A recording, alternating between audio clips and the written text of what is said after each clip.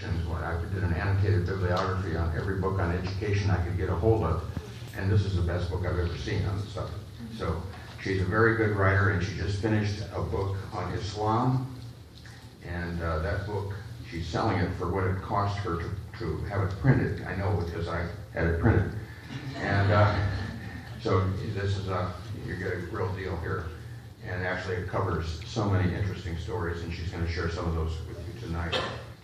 So she just came from the St. Louis, and this is a seminar. I loved it when I went time I did go, and it was so good, but I just couldn't afford to go this time. So hopefully she's going to give us an update on the Educational Policy Conference that was just had in St. Louis, and then she's going to give us a little insight on what is going on in our refugee resettlement programs in America and Europe and all over the world. And so I appreciate her coming down just to give this message to you. So Orlene, come on.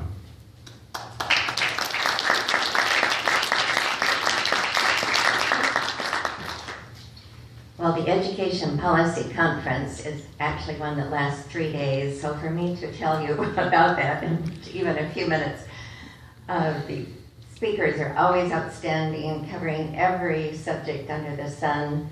This time it was called the second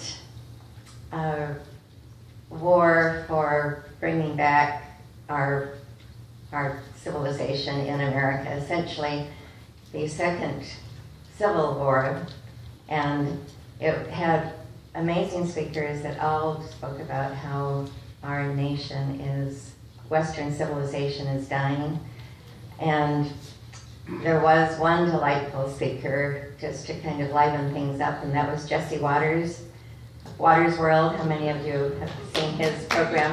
And that was really exciting. And we all got to have a hat, a beautiful captain's hat. He autographed them for us, if you asked him, and I had my picture taken with him. But Donna Hearn, who puts that conference on, had us all take one of these hats with us, and we all stood at the end of his presentation, put our hat on, and we were supposed to remember the story of Dunkirk. How many of you have seen that movie? This is an amazing story of during the Second World War, 500 British soldiers were stranded on the shore of Dunkirk, and it was an area where it was so small, a big ship could not come to rescue them.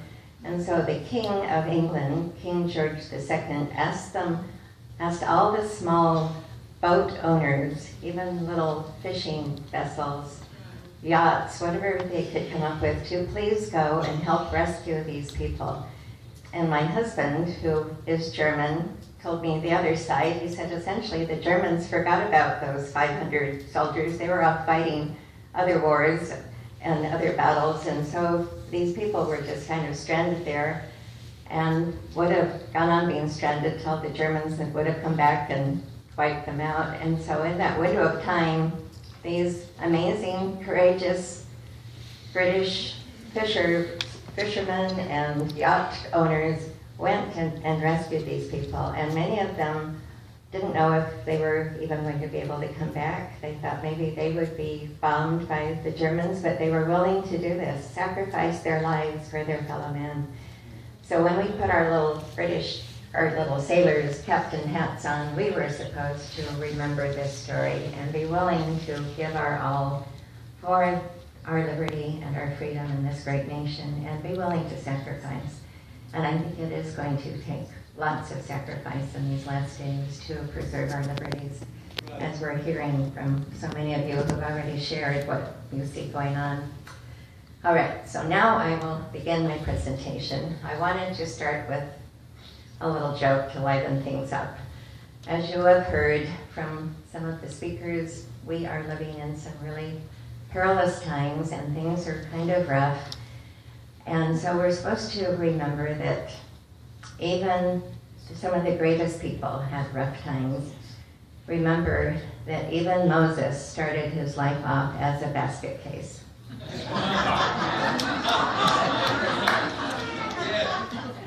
So think of that when things seem to be really, really dark. We have to have a little brightness. And that's what I also love about Eagle Forum. Everyone has an absolute positive attitude, and that's the only way we're going to win. We've got to be positive. The Bible tells us to be of good cheer, even when things are falling down around us, and to still have hope, because we know how the final chapter ends. We win, Satan and his followers lose. So we've got to keep our hopes bright. Well, this is kind of a difficult subject that I'm going to be sharing with you tonight. I'm going to answer these 6 questions as fast as I can because there's not a lot of time left. So what is causing the backward transformation of Europe, taking it back to a stage of oppression? What is causing the growing crime and rape rate? What has happened to Christianity in Europe? How many empty churches are now being sold as mosques? What has happened to the demographics of Europe? How soon will original Europeans no longer exist? Why is pro-Islam indoctrination allowed in our public schools and universities? Why is the true history whitewashed in the media and in our textbooks? How is the USA following the same pattern set for us in Europe? And who and what is driving the refugee program and how much money is involved? So just to start you off, I had the opportunity to be in Germany back in the 1970s, in the year 1970, and then later in 1990. My husband and I were tour guides for 55 high school students and 10 parents. And the trip started off in Holland. I speak Dutch, so I was kind of the person for that. My husband speaks French and German, and so he was the guide for that part. We ended up in Denmark and were suddenly told that our buses could no longer go on with us. And we had no idea why. The bus driver said they had to go back to Belgium. So we now had to cross from Denmark to Berlin across East Germany by taking a train. We were told to use our emergency funds and to put all of our 55 high school students and 10 parents on these trains, on the train to go across East Germany. And it really was like looking from darkness, from light to darkness. West Germany was beautiful and light, just like America, a Western civilization. We now had to cross East Germany, and it was like absolute darkness. Just to see what oppression of communism does to people. The clothes that people wore were dark, and their houses, no paint. When we first had to get on the train, all of our luggage was confiscated because they were looking for any American magazines and scriptures. They did not want us to bring any of that into East Germany.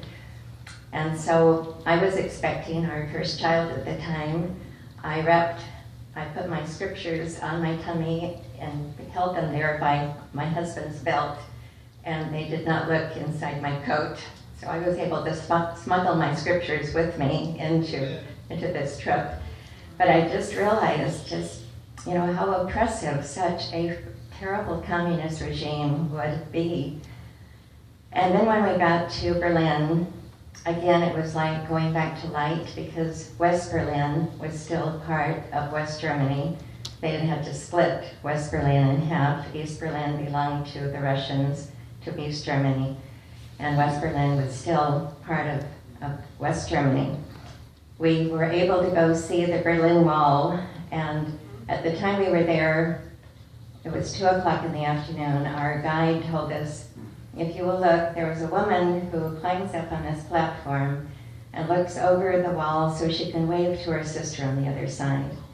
That's the only contact they had been able to have for years. No telephone calls, no letters were able to go through. And so that's all they knew, that each other was alive. And of course, as we watched this, we had tears come to our eyes. And then each one of us got maybe 2 or 3 at a time, could climb up the platform and look over and see what a contrast. Again, as you looked into East Berlin, no paint, things looking so drab, just like they were at the end of the war, and people looking so sad. hardly any cars. So again, I learned just what terrible things happen with communism. Then many years later, my husband and I and two friends were able to travel. It was in 1990, the Berlin Wall was just coming down, and we traveled in East Germany. We were able to stay with a family there who rented their home out because all the hotels were taken. They stayed up with us till midnight, explaining what life had been like for them the last 45 years, and telling us of the oppression that they had felt. We traveled on and then were able to help crack through the Berlin Wall and take a little chunk home with us. It took a long time to get this through. But as you see the picture, you see the one in 1962 and then in 1989-90 when they were starting to bring it down. And this was the first time that the East Germans were able to come through that wall and meet their loved ones on the other side. And as you see the people standing up on the wall cheering, and just what an unbelievable experience that had been for these people all these many years to have been separated by this terrible wall of oppression. Well then, last July 2016, my husband and I and two of our children traveled back to Germany and went on to 5 other countries. And we saw in some of those countries what the free enterprise system had done for them. But some of those countries have enough sense not to allow Muslims in. One of those is Hungary, Romania, Czechoslovakia, and East Germany and West Germany that are now combined. They're allowing Muslims in. And you cannot believe the difference we saw. We started off, first of all, seeing Muslim man walking with 4 wives. We'd never seen that before. Polygamy is against the law in Germany, but they don't mind because the Muslims know no one is going to make them live according to German law, and the Germans are not. The Muslims can get away with almost anything, and the media is not reporting it. We also saw the Holocaust Museum in Berlin, and if you've never seen this is this amazing, it's 4 acres of strange looking, they look like coffins lying down, some are standing up, but it's to represent the 6 million Jewish people who were killed during the Holocaust. As we were taking pictures, we saw 16 Muslim teenage boys stand up on these platforms and take pictures of each other, giving each other a thumbs up, as if, isn't it wonderful that all these Jewish people were killed? And that was another shocking thing for us to see. So why are there so many Muslim refugees now coming into Europe? Over 2 million Muslim migrants are now in Germany from 2015 to 2016. Germany already has a huge Muslim population from Turks that have been going there over the years. Germany is expected to be 25% Muslim by 2020, and 10,000 a day are flooding into Berlin. 70 to 80% are very young military-age males. We didn't see any women with little babies, like most of the pictures show. These are all young men, and the UN finally admitted that only 2.5% of these people are true refugees. The rest are just coming in because they want the free welfare, they're coming in for economical reasons, and they're coming to spread Islam. And why is this happening? Is this only being done because Germany's declining population and they want more workers? Or is there another purpose? I'll keep asking you some of these whys as we go on. So as you see, these are the pictures. There's only young men, and some of them not looking so young. These are refugees that arrived in Nickelsdorf, Austria in October of 2015. While we were there in Germany for 5 days, there were 4 acts of terrorism right in Germany. There were 2 that were going on in France. So 6 acts of terrorism in just between July 14th to July 28th. The first one that was just horrific was in Nice. You've probably heard about this. In Nice, France, 84 were killed and 202 wounded by a young Muslim with a truck on Bastille Day, when all of the people were out celebrating and watching fireworks. In Würzburg, Germany, we were just there the day before. July 18th, 20 people on a train were attacked by a Muslim man with an axe. In Munich, Bavaria, July 22nd, 10 people inside a McDonald's restaurant and outside were shot and killed by a Muslim boy, age 18. 21 were wounded with a gun, and he was killing some of his own Muslims. In Reutlingen, southern Germany, July 24th, a 21-year-old Muslim man killed his pregnant girlfriend with a machete and injured 3 others. A German man watching this, the Germans have no weapons, so he used his BMW as a weapon and mowed into this man and knocked him down. Otherwise, he probably would have gone on with his machete, hurting other people. And then 2 more acts of terrorism in July. Ansbach, Germany, this is also in Bavaria. There was a Muslim suicide bomber who blew himself up, wounding 15. 4 of them were very seriously wounded. He probably would have done more damage, but he was not allowed to come into this concert because he was on their terrorist list. He should have been deported, but he wasn't. In Normandy, France, and this is so horrific, July 26th, at early morning mass, an 86-year-old Catholic priest was forced to kneel at his own altar while his throat was cut by 2 Muslim men. 4 people were taken hostage. Fortunately, one nun escaped and was able to alert the police, so these 2 men were killed as they left the church. This was Reverend Jacques Hummel, who was killed, and that's a picture of his church. So there's rising terrorism, crimes, and rape. This is in Paris, France, where there's constant unrest, fires set, police cars burned, Muslims bombed, and they're bombing the police with burning flares, petrol bombs, and Molotov cocktails. We actually have a friend who lives in France, and she called us at Christmas time and told us that she and her husband were going on to Paris to visit one of their grandchildren for his birthday, and I asked her, are you kind of afraid to go to Paris? She said, it is everywhere the same in France. We are afraid to step outside our front door. We just don't hear about it because the media is not reporting it. She said that Muslims have declared war on all Christians in France. And then someone else reported on a website, no, none of us want this. We are all scared. What will it be like in 100 years? This is not my life. There is another 1.1 million who came this year. Every year, 2.3 million arrive. It is about foreign infiltration. That was also a lady in France. The number of rapes are skyrocketing. The media is silent about it. New Year's Eve 2016, Frankfurt, Germany, mobs of Muslim men harassed women in what they call a rape game. This was said to have mirrored the mass sexual assaults of women in Cologne and other German cities on New Year's Eve the year before. This was written up in the Die Bild newspaper, which is their largest newspaper. Witnesses said that groups of up to 50 out of 900 migrants entered several establishments and began sexually assaulting all the female patrons. They also stole handbags and jackets, threw bottles and firecrackers, and for a good measure, finished the victims' drinks.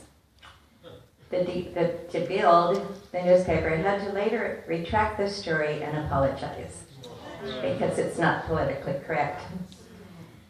But there were some brave men, some federal criminal police officers who did report the truth. So according to Andre Schultz, only 10% of the crimes committed are being reported. It is much worse than one thinks. 2013, 599 sex crimes, an average of 2 a day. 2014, 949 sex crimes, around 3 per day. 2015, 1,683 sex crimes, around 5 per day. 2016, 2,790 sex crimes, around 10 per day. And then, of course, there's the Muslim treatment of women, FGM, which stands for female genital mutilation, child brides, honor killing. This is a picture of a 22-year-old man who's married a 14-year-old. This was actually a picture of a 6-year-old girl. And that's when they really were married, because he's following the example of Muhammad. Muhammad was to be the most perfect person who ever lived, and you're supposed to follow his example in all ways. And this is now recognized by Germany because the marriage took place before they came to Germany.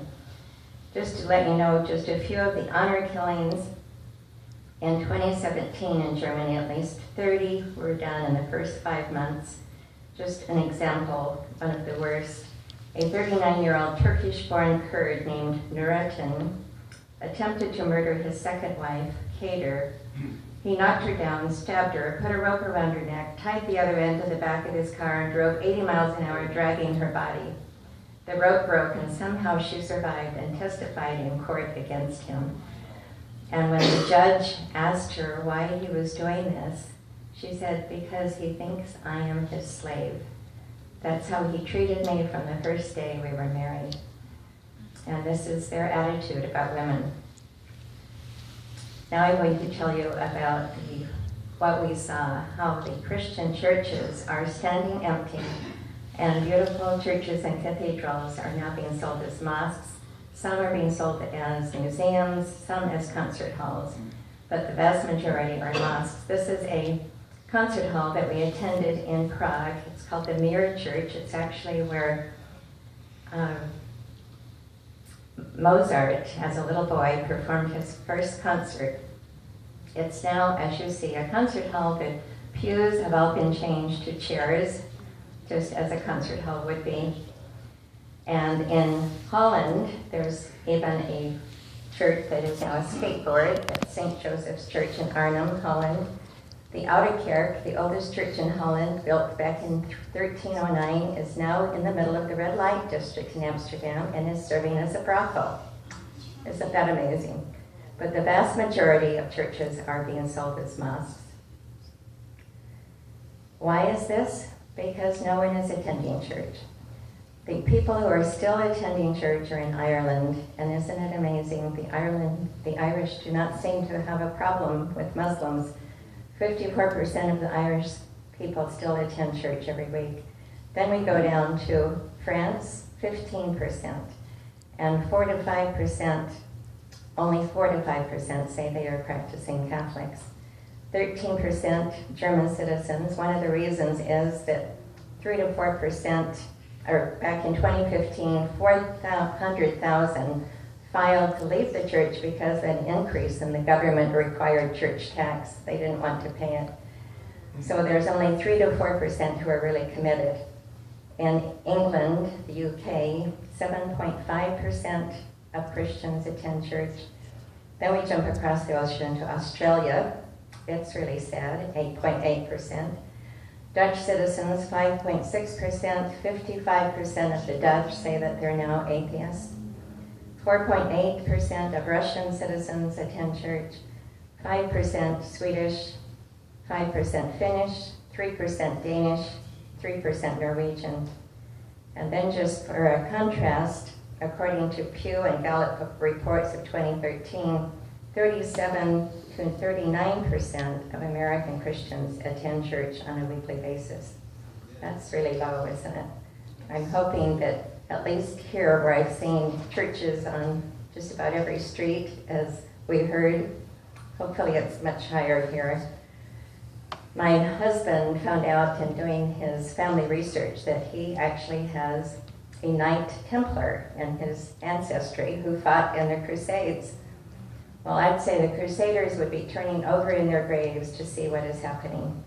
What irony that after 9 crusades by brave Christian knights, crusaders from various countries from 1097 AD to 1272 AD, and they were fighting to regain Jerusalem, to protect Christian cities and their churches from being taken over by the Muslims.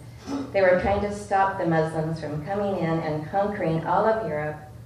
Now Europe is welcoming the Muslims with open arms and voluntarily turning their churches over to them, just happy that they can find a buyer. Isn't that sad? Yeah, these poor crusaders would be so disappointed. So these are just some of the facts about all the Christian churches that are closed. In Germany, 515 Roman Catholic churches are now closed, many converted to mosques. Another 700 are slated to close soon. In England, over 10,000 churches have been closed since 1960. Another 4,000 are set to be closed by 2020. In France, we don't even know how many have been closed, but there are 4,000 mosques that are now in France, and they're saying they need more. So every Friday, the Muslims go out and worship in the streets of Paris. Friday is the day that they worship. And they don't really worship. They disrupt, and they set police cars on fire, and they do horrible acts during Friday. Mr. Bubaker, the Paris mosque rector, he's Muslim, in charge of all the mosques, asks for more abandoned Christian churches to be Muslim mosques. Why not? We worship the same God as Christians. Is that true? No. And this is a really interesting comparison. This is the steeple of the Deutsburg Merkatz Mosque steeple. That used to be a Christian church. They took down the cross and put up their steeple. And that is a picture of Moloch, the ancient pagan god of death. Notice they both kind of have horns that look similar. This was what the French Cardinal André Francois, Archbishop of Paris, spoke at the funeral of the 86-year-old priest who had his throat cut by the two Muslim terrorists, and this is what he said. He said, Muslims worship a pagan god of death, just like the ancient god of Moloch, also a pagan god of death. And that's what he said. There are two churches that are churches of death, and that's what he said. So Muslims and Moloch. As you remember, Moloch required sacrifices of the little children, and then the people would supposedly now be blessed. Well, this is the belief of the Muslims, that if they give their life in a suicide bomb, or if they wipe out how many of the infidel, then they will receive salvation by Allah. What a horrible religion of death that is. So this is just to let you know what the cost to society is. Muslims do not contribute to society in any way. They're living off welfare and boosting the crime rates. In Sweden, 33,000 unaccompanied children have shown up, kind of like our dream children here. It costs 80 euros a year to house, educate, and feed each underage migrant. Nearly half of the young Muslims who arrive will struggle to pass exams at school or get a job. They're likely to live in nice Swedish welfare ghettos, rely on benefits, and sadly play their part in boosting the crime rate. And this is from a Muslim himself of Iranian descent, who's an economist professor there, Tino Sanandai. Muslims believe that they are entitled to welfare payments as a form of the jizya tax. This is what this Mr. Anjem Choudhury, a British Islamist serving a prison sentence for urging support for ISIS, said. He had received up to $640,000 in benefits, and he called it his jihad seekers allowance. So this is what they think. They're entitled to this because all Christians are supposed to be paying them a tax called the jizya, a tax imposed on non-Muslims as a reminder that they are permanently inferior and subservient to Muslims. Such welfare payments are being given to jihadists while they are fighting for ISIS in Syria, coming from England, France, Sweden, Holland, Germany, Spain, and Denmark. Can you believe how wacky this system is? So what is the effect this is having on Europe? The entire culture is changing. Women are afraid to go out at their homes alone. In some German towns, people are forced out of their apartments to bring in refugees. In Hamburg, if a house is standing longer than 4 months empty, the city will take it over and give it to a Muslim refugee. The European culture is adapting to Islam, not vice versa. No-go zones are in every major city that has a large Muslim population with Sharia law in effect. Police are told to be lenient on Muslims, and the media is not reporting the truth. Now I'm going to tell you about the demographics. Without a cradle, you can't sustain a civilization. Europeans are just simply not having children, not enough to maintain who they are. This is a statement by Mark Stein, the author of America Alone, The End of the World as We Know It. He believes that it's up to America to save Western civilization because we are the only nation that is still kind of maintaining our population. And I love this statement. He said, it takes a village to raise a family. We all know that Hillary said that. Right. But he said it takes no families to raise a village, and that's spelled R-A-Z-E. Right. So if you have no families, the village disappears. In fact, there are some towns in Germany, they don't have enough people living there to maintain the sewer system. That's how sad it is.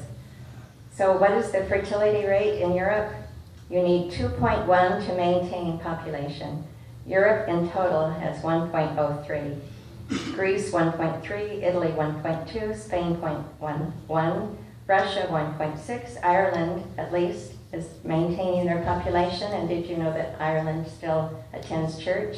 Right. That kind of makes a difference, doesn't it? So Ireland 2.01, Holland 1.7, Germany 1.4, Denmark 1.7, Norway 1.8, Finland 1.7, Switzerland 1.5, France 2, and that's probably because they've been having so many Muslims coming in, and they do not have a census done according to religious beliefs. Sweden 1.9, UK 1.92, and also because UK has been bringing in so many Muslims. The Muslim fertility rates in European countries, according to the Pew Forum, the total number of Muslims in Europe in 2010 was about 44 million, or 6%. But that was before the refugees all started flooding in, so I'm sure now it's more like 50 million. The total number of Muslims in the European Union in 2010 was about 19 million, and these tells you Germany 5.8, Russia 10%, France 7.5, Sweden 14 to 16%, Switzerland 4.3, the Netherlands 5.5. But all of these, I'm sure, are much higher now. So this tells you the 8 stages of how Muslims plan to take over a nation. First stage, it's a peace-loving minority. They pretend to be just wonderful, nice, peaceful people. And that's when the population is under 2%. And then they're seen as no threat to other citizens, and that gives you the countries that have that low rate. The second stage is proselytizing. When they are 2 to 5%, they proselytize other ethnic minorities and disaffected groups. They love to go into the prisons and convert the prisoners, and it shows you those countries. Third, inordinate influence. When it's higher than 5%, they start to have more influence on society, on populations. That's when they start running for office. This is occurring in France, of course, Philippines, Sweden, Switzerland, the Netherlands, Trinidad, and Tobago. Fourth, they have lawlessness. At 10% of the population, they increase their lawlessness much higher as they complain about their conditions. And that shows you some of the countries where that is going on. The fifth stage, rioting and terror attacks. After reaching 20% of the population, that's what is probably going to happen in Germany by 2020, then nations can expect hair-triggering rioting, jihad militia formations, sporadic killings, and the burning of Christian churches and Jewish synagogues. The sixth stage is genocide and ethnic cleansing. From 60% on, nations experience persecution of non-believers of all other religions, including non-conforming Muslims. They'll even persecute them. And you see the 2 different clashes of Muslims that are fighting each other all the time. Sporadic ethnic cleansing, use of Sharia law as a weapon, and jizya, the tax placed on individuals. This is going on in Albania, Malaysia, Qatar, and Sudan. Seventh stage, violent jihad and state-run ethnic cleansing. This is when the population is 80%. Then you can expect daily intimidation and violent jihad. State-run ethnic cleansings, genocide, nations driving out the infidels. That's how they move towards 100%. This is in Bangladesh, Egypt, Gaza, Indonesia, Iran, Morocco, Pakistan, Palestine, Syria, Pakistan, Turkey, United Arab Emirates. The 8th and final stage, that's when they're supposed to have peace. As you know, they speak of themselves as a religion of peace. When the population reaches 100%, the nation will usher in the peace of Dar es Salaam, the Islamic house of peace. There is supposed to be peace, but because everybody is a Muslim. The madrasas are the only schools, and the Quran is the only word. And these countries are Afghanistan, Saudi Arabia, Somalia, Yemen. But guess what? Peace is never achieved. The most radical Muslims intimidate and spew hatred and satisfy their bloodlust by killing less radical Muslims for a variety of reasons. I think this is the cutest cartoon. It says, ours is a peaceful religion and we'll kill anyone who says otherwise.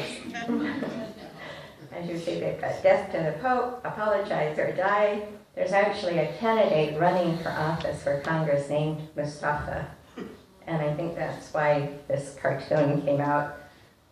So the basic canon of Muslim life is, this was written by Leon Uris in his book called the High HHI.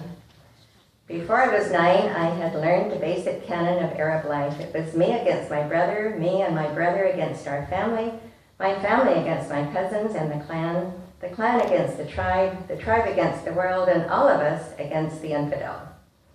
So obviously, they never get along, even in their own families. This is a picture of ISIS. They started out killing fellow Muslims. The larger group, 90% Sunnis, were killing in Saudi Arabia, West Africa, Indonesia, against the smaller group, 10%, the Shiite in Iran, Syria, Lebanon, and Yemen. And they're still doing that. Why is the truth being suppressed? This is the big question. European countries are saying they need more workers to replace their shrinking populations. But guess what? The majority of people coming in are not working. 80% in Germany are on welfare. The truth of the high crime, rape, etc. would harm globalists' chances of being reelected, since they are responsible for millions of migrants coming in. That's why in Germany they had to keep all of this hush-hush so that Merkel could be reelected. And she was, but by a much smaller margin than she ever had before. So many of the Germans are waking up to just how bad this is. Globalists want to ensure constant re-election of leftists in government so more of their plans can go forward. Globalists want to get rid of Christians, the biggest stumbling block to world government. Christians tend to vote conservative. That's why they're not bringing Christian refugees into our country or any country. The true people who are being persecuted are the Christians in all the Middle East countries, but they're not allowed to migrate. And they want to incite insurrection, revolutions, wars, and chaos. They know that it is out of chaos that a world government can come forth. So they'll be happy if there is a revolution in Germany and some of these other countries. And maybe that's what they want for us here. Now I'm going to tell you about the fourth thing, the pro-Islam education. This is what really woke my eyes up. Back in 2002, in a little town called Hillsburg, close to Santa Rosa, I was substitute teaching for 2 weeks in their 7th grade world history class. And it was all about Islam. And these were the things I was supposed to do. I was supposed to have the students make a prayer rug, take a Muslim name, dress in Muslim attire, memorize scriptures from the Quran, and these were the scriptures that were saying that they were worshiping Allah, have them memorize the 5 pillars of Islam, and that was the only thing I had them do. I refused to do any of the other things because their exam would include the 5 pillars of Islam. But when I did that, I handed out to all of the students a copy of the 10 Commandments. Amen.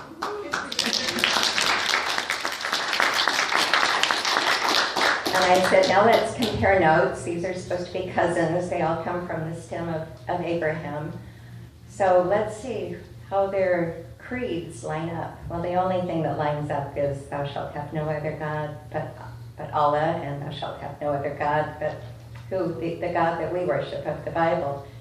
Nothing else matches. They have nothing about thou shalt not kill, thou shalt not steal, thou shalt not commit adultery, thou shalt not bear false witness against your neighbor. In fact, if they're doing that in the name of Allah, that's perfectly fine, and that's exactly what they do. They kill, they lie, they steal, they bear false witness, and they do anything, and they just justify it by saying, I'm helping to promote the Islam religion by doing this. This is one of the pictures that is in Michigan, where these students were asked to come on a field trip from their public school to visit a mosque, and they're all to kneel like a Muslim would do in the mosque. So students are learning a totally whitewashed Islamic history with no mention of the pillaging and the plundering, the millions of people that have been beheaded, the millions of women and children abused and taken into slavery. This was one of the teachings in the book that I had to use. It was called Through the Centuries.